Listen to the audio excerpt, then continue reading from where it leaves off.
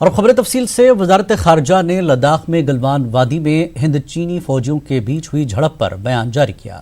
وزارت خارجہ کے ترجمان انوراگ شریواستو نے کہا کہ چین نے یک طرفہ طور پر جو کہ تو موقف کو تبدیل کرنے کی کوشش کی اور گلوان وادی میں جو کچھ ہوا وہ چین کی طرف سے منصوبہ بند تھا۔ انوراگ شریواستو نے مزید کہا کہ ہندوستان سرحد پر امن چاہتا ہے اور اختلافات کو بات چیت کے ذریعے حل کرنے کا خواہاں ہے۔ ساتھ ہی انہوں نے کہا کہ ہندوستان ہر صورت میں اپنی خود مختاری کا تحفظ کرے گا۔ اس موقع پر وزارت خارجہ کے ترجمان نے کہا کہ کوئی بھی ہندوستانی فوجی لاپتہ نہیں ہے۔ Chinese side departed from the consensus to respect the LAC in the Galwan Valley. On the late evening and night of 15th June 2020, a violent face-off happened when the Chinese side unilaterally attempted to change the status quo there. They took premeditated and planned action that was directly responsible for the resulting violence and casualties suffered by both sides.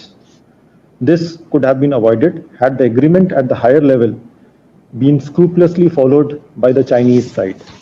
The two sides are in regular touch through their respective embassies and foreign offices. At the ground level, the two sides have maintained communication at the commanders level. Meetings of other established diplomatic mechanisms, such as Working Mechanism for Consultation and Coordination on Border Affairs, WMCC, are under discussion. While we remain firmly convinced of the need for maintenance of peace and tranquility in the border areas and the resolution of differences through dialogue, at the same time, as Honorable PM stated yesterday, we are also strongly committed to ensuring India's sovereignty and territorial integrity.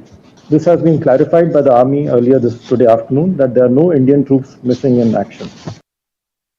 جنوبی کشمیر میں ضلع پلوامہ کے پامپور میں گزشتہ شب ایک encounter شروع ہوا تھا۔ ملیٹنٹوں کی موجودگی سے متعلق ایک اطلاع کے بعد فورسز نے علاقے کا محاصرہ کر کے تلاشی کارروائی شروع کر دی تھی۔ اس بیچ ملیٹنٹوں نے فورسز پر فائرنگ کی۔ بتایا جاتا ہے کہ ابھی تک اس انکاؤنٹر میں ایک ملیٹنٹ ہلاک ہو گیا ہے۔ علاقے میں مزید 2 سے 3 ملیٹنٹ موجود ہونے کا خدشہ ہے۔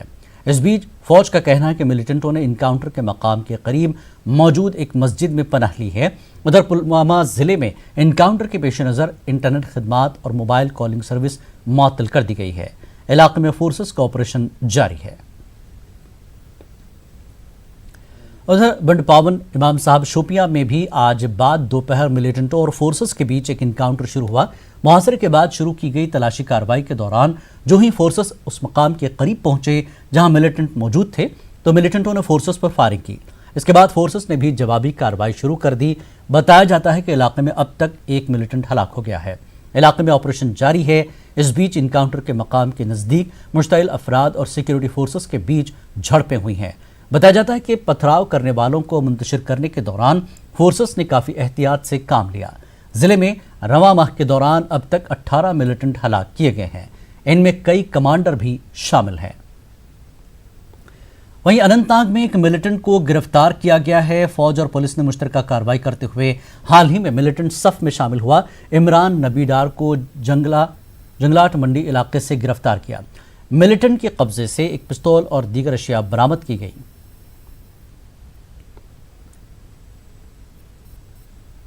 جموں کشمیر میں آج کرونا متاثرہ 4 لوگوں کی موت ہو گئی، جبکہ گزشتہ 24 گھنٹوں میں اس وبا سے 7 لوگ فوت ہوئے ہیں۔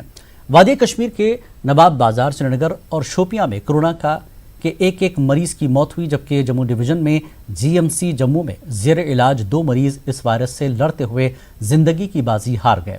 کشمیر ڈویژن میں ابھی تک 61 افراد کرونا سے متاثر ہوئے ہیں، جبکہ جموں ڈویژن میں 47 افراد کا کرونا ٹیسٹ مثبت پایا گیا۔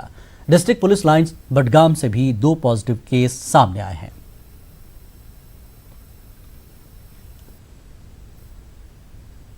بانڈی پورہ کے وارڈ نمبر 5 اور 6 میں حالیہ کچھ دنوں میں کرونا وائرس کے مثبت معاملے سامنے آنے کے بعد انتظامیہ نے پھر بانڈی پورہ قصبے میں بندشیں عائد کی ہیں۔ اس دوران قصبے میں دکانیں بند رکھنے کے علاوہ ٹرانسپورٹ پر بھی پابندی عائد کی گئی ہے۔ ریڈ زون قرار دیے گئے وارڈ نمبر 5 اور 6 میں ماس سیمپلنگ کے بعد اب انتظامیہ نے تمام دکانداروں کی سیمپلنگ کا سلسلہ شروع کیا۔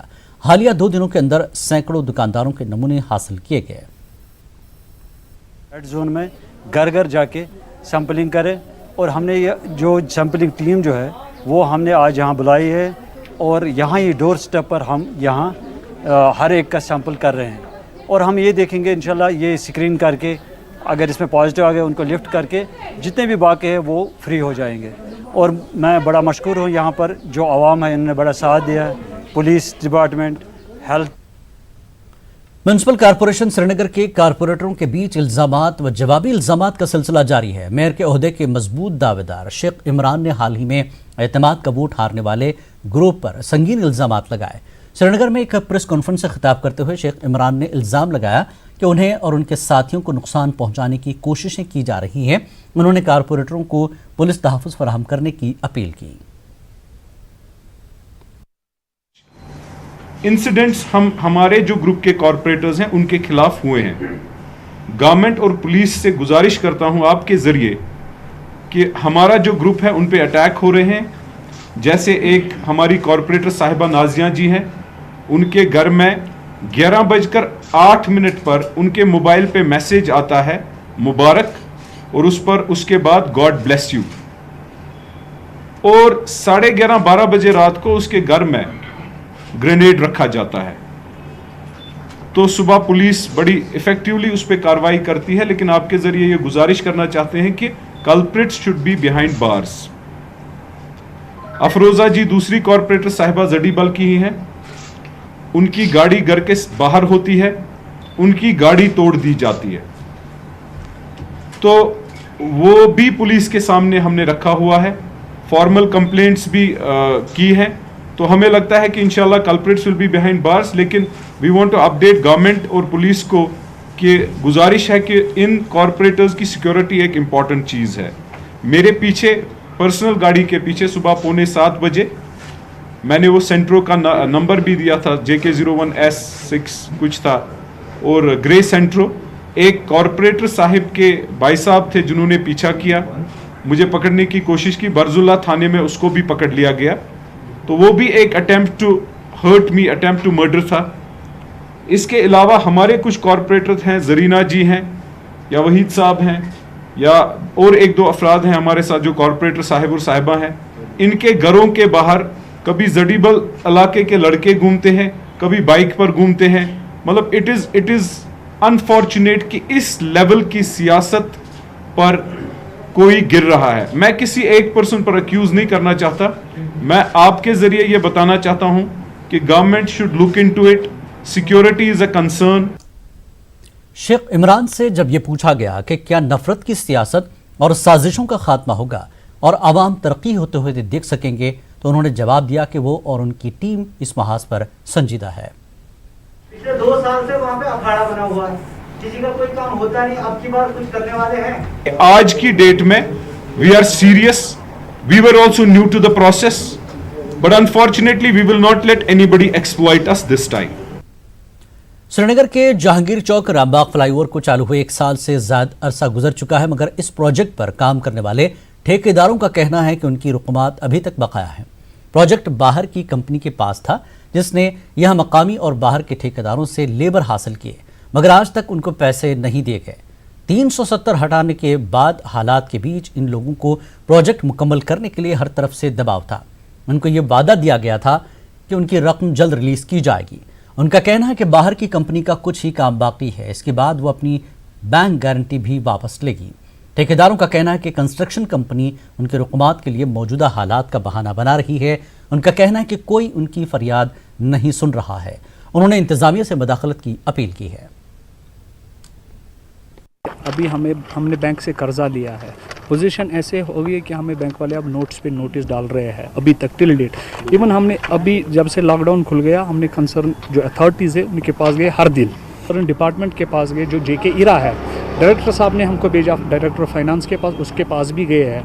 इवन वो हमको मतलब फुल एंड श्योरिटी नहीं दे रहे। वहाँ के अगर हम इस वक्त 10 ठेकेदार हैं, वो 5 को पेमेंट कर रहे। कंसर्न जो है सिंप्लेक्स, उनको जब भी हम फ़ोन करते हैं वो बोलते हैं लॉकडाउन है। हमने भी एग्री किया लॉकडाउन है सब के लिए, 5 आदमियों के लिए वो मेल भेजते हैं, इनको रिलीज़ पेमेंट करो। अब हमारी यही गुजारिश है, रिक्वेस्ट है कंसर्न डिपार्टमेंट इरा से, हमारा ये मुताला जल्द से जल्द इजाला कीजिए। 25 कॉन्ट्रैक्टर थे जो JNK के थे, बाहर स्टेटों के थे, बिहार के थे, राजस्थान के थे, बेंगलोर के थे, हिमाचल के थे। तो तकरीबन 2.5-3 करोड़ रुपये हमारा जो लेबर सप्लाई लोकल पूरी पेमेंट बनती है। जब काम पेंडिंग था तो हमें हर जगह से प्रेशराइज किया जा रहा था। DC साहब अपने प्रेशराइज कर रहे, JK हीरा, PM साहब, CO साहब सब प्रेशराइज कर रहे थे। लोकल लेबर थी पूरी, भी जितनी भी लेबर थी लोकल थी। जब लेबर काम करी तो तब कोई प्रोजेक्ट बनेगा। जब लेबरों के साथ ये सलूक किया जा रहा है कि उनको काम करके उनकी पेमेंट टाइम पे नहीं दी जा रही, तो लेबर क्या काम करेगी? ये मजदूरी हमारा हक, हम कोई इलीगल पैसा नहीं मारे, हमने काम किया है। इसलिए आपकी वसाकत से हम लोकल एडमिनिस्ट्रेशन और JK हीरा स्पेशली CO साहब से दरख्वास्त करते हैं कि जो भी हमारा लाइबिलिटीज़ है, लीगल इलीगल है नहीं, वो हमारी वागजार की जाए। नूरीपुरा पटन में लोगों ने महकमे उमर सारिफीन व तकसीम कारी के खिलाफ एहतजाज किया।